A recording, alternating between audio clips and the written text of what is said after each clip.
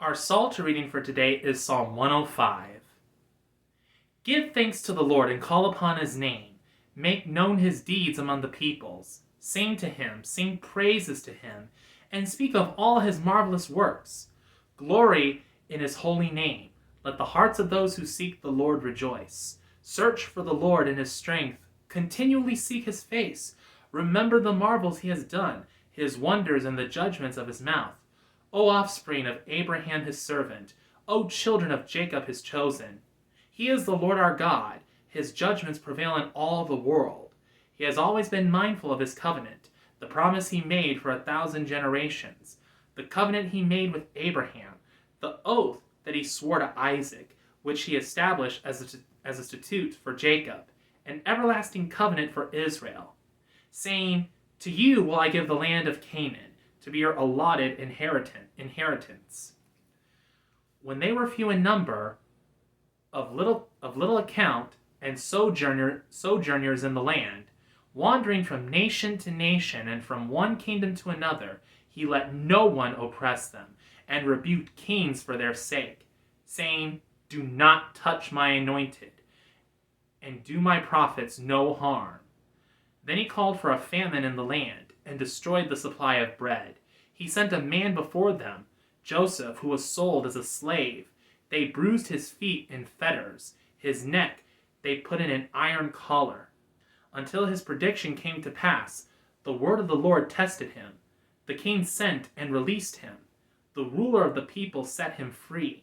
He set him as a master over his household, as a ruler over all his possessions, to instruct his princes according to his will, and to teach his elders wisdom.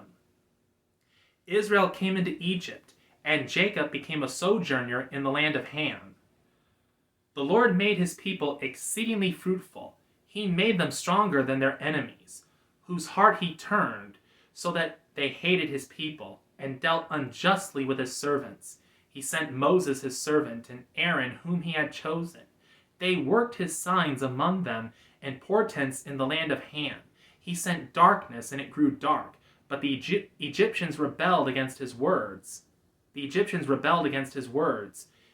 their waters into blood, and caused their fish to die. Their land was overrun by frogs, in the very chambers of their kings.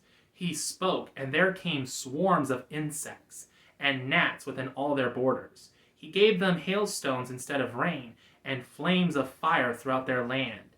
He blasted their vines and their fig trees, and shattered every tree in their country.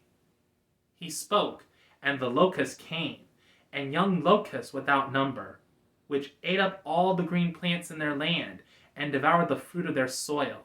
He struck down the firstborn of their land, the first fruits of all their strength. He led out his people with silver and gold. In all their tribes there was not one that stumbled. Egypt was glad of their going, because they were afraid of them. He spread out a cloud for a covering, and a fire to give light in the night season. They asked, and quails appeared, and he satisfied them with bread from heaven. He opened the rock, and water flowed, so the river ran in the dry places.